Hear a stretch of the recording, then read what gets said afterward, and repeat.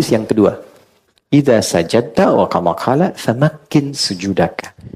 Kalau Anda sujud, kata Nabi, engkau kokohkan dulu sujudmu. Jangan langsung doa. Tempelin yang enak. Ya, sampai nempel betul. Kening tempelin. Makanya teman-teman, tempat sujudnya kalau bisa jangan terlalu empuk. Ya. Supaya nempelnya enak. Gitu. Ya, karena itu di atas bantal nggak boleh sujud. Terlalu empuk. Sejadah coba cek kalau terlalu empuk tuh yang membuat nggak nempel, nggak ngerasa nempel tuh, ya itu kurang dianjurkan.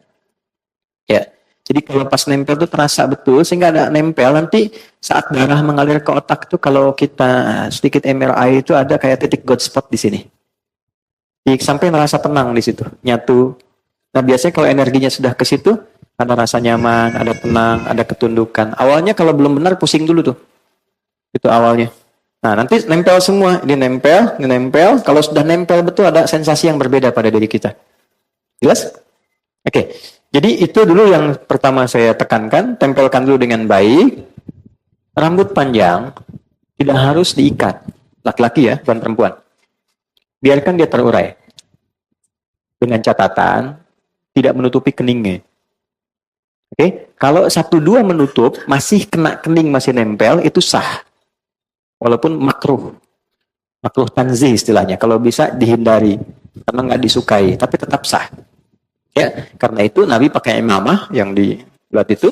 Ya, kita pakai peci sekarang. Ya, itu salah satunya bukan ingin membuat penampilan performance sebagai tidak. Asal katanya supaya akarnya rambut ini yang mungkin panjang tertutup sehingga tidak terlalu menutup bagian saat kita sujud. Ya, tapi kalau dia tak pakai peci, justru kebalik.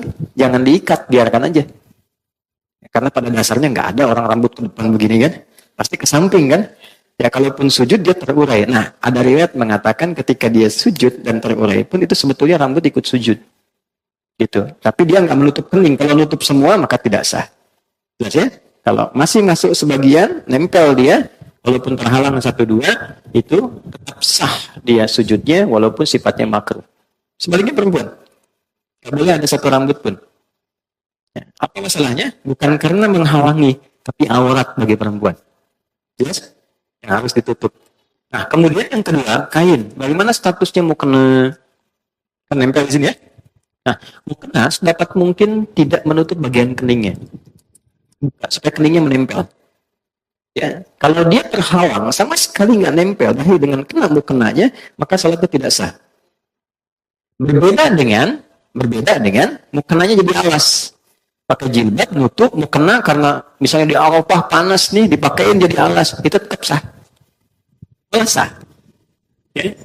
Antum pakai sorban di sini. Ya, itu ada sanadnya tuh. Sanadnya dari sahabat Jabir bin Abdullah. Jabir bin Abdullah tuh pernah lepas sarung, pakai celana segini, sarungnya dilepas, dijadiin sorban begini. Itu nasabnya selepet begini tuh ya, pakai gini tuh. Itu Jabir bin Abdullah. Itu bukan ngarang, ada hadisnya. Diprotes, tanya, kenapa mesti dilepas? Kan bagus dipakai. Iya, bagi kita yang punya. Tapi nanti kelak kita temukan orang-orang yang mungkin gak seperti kita. Pakaiannya terbatas. Saya contohkan begini supaya orang tahu pakai begini pun sah. Anda punya sarung, pakaian bagus. Di daerah tuh kan ada yang celananya segini, cuma pakai kaos. Dia tanya, saya sholatnya sah nggak? Agama ini mudah, jangan dipersulit. Maka, kalau dipakai di sini jubahnya, kemudian sorbannya, lalu sujud, kena ke sorban, sholatnya nggak sah. Ya? Tapi kalau sorban dibentangkan begini, tidak menempel di sini, itu sah. Nah, intinya tidak ada kain tambahan yang digunakan di sini menghalangi tempat sujud. Tapi kalau dia bukan bagian di tubuh dilepaskan begini, itu sah. Jelas ya? Contoh, boleh nggak saya pinjam? Kasih. Nah, teman-teman contoh begini ya.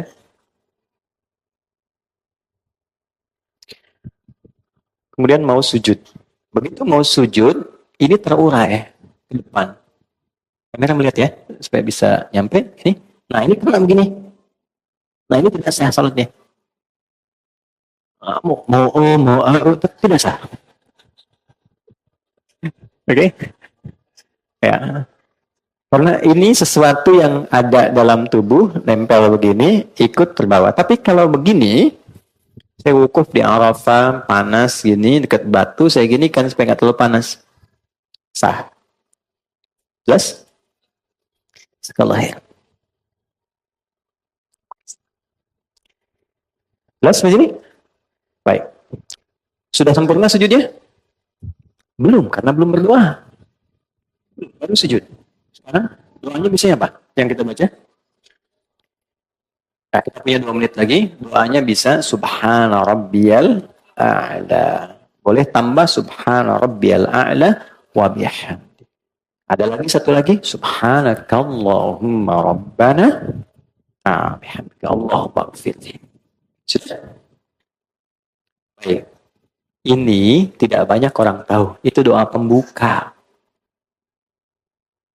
Bukan doa yang sesungguhnya.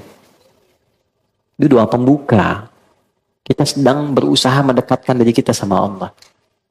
Subhana rabbiyal a'la wa bihamdi. Ya Allah, Engkau yang maha tinggi. Saking agungnya, aku tundukkan bagian terhormatku hanya untukmu. Kan kehormatan manusia itu di kepalanya. Begitu dia bisa jatuhkan ke bawah, itu sedang merendahkan dirinya. Itu di Romawi kan, dia sujud tuh. Kan? Persia, dia ruku. Karena merendahkan dirinya. Kita jatuhkan kehormatan kita di hadapan Allah untuk mengagungkan Allah. Dan aku lakukan ini sebagai pujian kepadamu. Maka berlakulah hukum. Perhatikan hukum ya. Tatkala Anda merendah, Allah angkat Anda.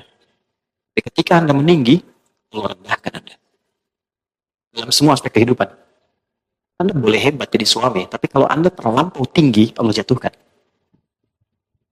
Anda boleh hebat sebagai pengusaha, Anda sombong tinggi, Allah pasti rendahkan. Tapi ketika kita rendahkan diri kita, Allah pasti angkat. Itulah sebabnya kenapa orang sujud diangkat, diberikan 7 bacaan doa, permintaan yang dikabulkan.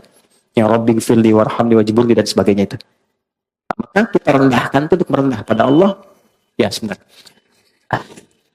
Sambil kita katakan, di ujung, Allahumma gfirli, ya Allah ampuni aku, yang kadang dalam hidup selalu merasa tinggi, merasa hebat, merasa paling berwenang. Aku jatuhkan diriku kepadamu. Begitu kita ucapkan, Subhana rabbiyal a'la wa bihamdi, atau Subhanakallahumma bihamdika Allahumma gfirli, jatuh, maka muncullah kemudian apa yang kamu mintakan. Maka Nabi katakan, fa'akthir doa, perbanyak doa. Kalau permintaannya seperti Nabi ajarkan, boleh dilafadzkan. Tapi kalau tidak sama dengan yang Nabi ajarkan, cukup di hati kita sampaikan. Ya, masalah rumah tangga pengen curhat, masalah pekerjaan, ya, masalah sosial, hadirkan. Senikmat apa yang bisa kita lakukan. Tapi lihat sedang sholat apa. Kalau berjamaah, ingat-ingat ada imam. Jangan imam sudah naik lagi, Anda masih sujud. Atau sebaliknya, Anda jadi imam, ingat makmum. Ada batas standar. Karena itulah silahkan nikmati dalam sholat sunnah. Tahajud, duha, tumpahkan aja. Minta sama Allah. Nah, itu dalam hati. Tapi kalau sekiranya Nabi pernah ajarkan doanya, boleh bacakan.